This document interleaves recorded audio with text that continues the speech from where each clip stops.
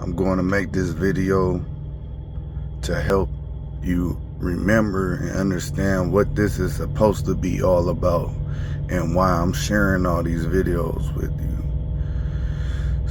Especially after this person left me a comment saying I need to man up and I keep blaming people for my problems.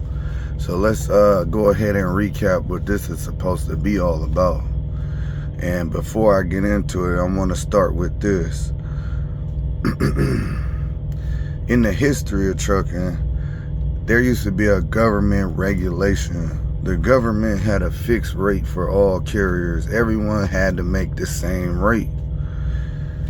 But trucking was deregulated by President Carter in 1980. The Motor Carrier Act of 1980. It was the deregulation. That's when people were able to bid their own prices on freight. So when I got into trucking in 2018, I didn't know shit. And it took a lot for me to learn more about it. But one day I finally found available resources to learn more about the industry. Here's the deal. People are talking about the recession in trucking, the rates dropping in trucking. People have said that the brotherhood is not the same. There used to be a brotherhood in trucking. And although I've seen many rallies and people that are pulling up to DOT headquarters or Congress, wherever they pull up to, and people are doing strikes, rallies, you know, people are trying to stand together in truck stops. But the people that are disappearing out of the market aren't really the major big carriers. The people disappearing out of the market are the independent drivers, the smaller drivers. And you can say, well, there are companies that are going under. Look, we don't fully know what's going on with those companies. Yellow went out of business, and several other pretty big predominant companies went under. But we don't really know what's going on, okay? Because there ain't no way that a company like Yellow went out of business if they had been around for so long, unless somebody that was completely an idiot took over and fucked the budget over.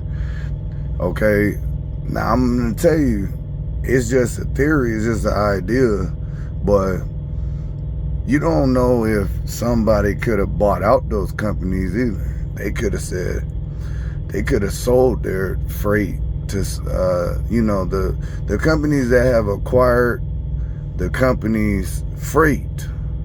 Okay, so when Yellow went out of business, I think JB Hunt picked up some of their logistics, you know, but all I'm really saying is we don't know why they went out of business. But the other carriers are picking up their freight. So what happens when these other companies disappear and a different company, different authority picks their freight up? They're basically seizing the market, okay? I already know from experience that companies will sit there and they have all these loads and they can't even fill every order. For the loads they have a whole bunch of freight just pending the ship, and they can't even fill the full capacity of it. But when you take out the independent drivers, how is that happening? Why is that happening? And that's what this is supposed to be all about. And also, not only that,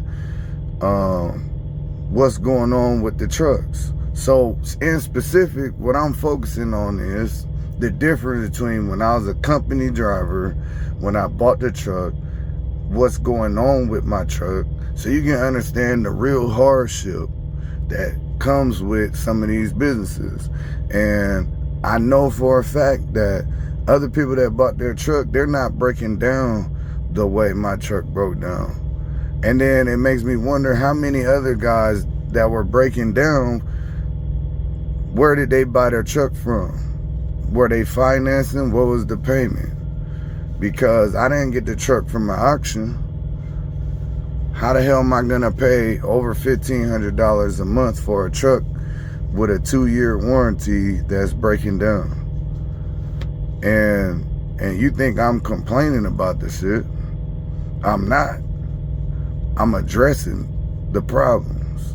Okay, I'm showing you firsthand that if you did try to buy a truck, this is some stuff you might go through so that you're better prepared. I'm literally sharing techniques and tips with you as I go along that can help you succeed better than my opportunity from when I started. Because when I jumped in, I had to jump in because I wasn't getting paid enough at company. You don't understand that there is a huge problem going on with drivers that are struggling for good, just good communication with their dispatcher. A dispatcher that's there for the driver instead of for themselves and for the company. You don't understand, man, that these corporations, man, these are corporations that are taking over. And if you ain't standing up for yourself, or if we ain't standing up for ourselves, they're gonna take advantage of us. But for the drivers that haven't studied the business or don't really know who's really helping with the whole situation.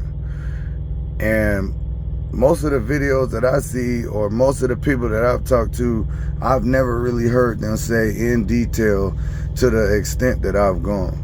And I don't know where they at or if that's really true, but you just don't see that.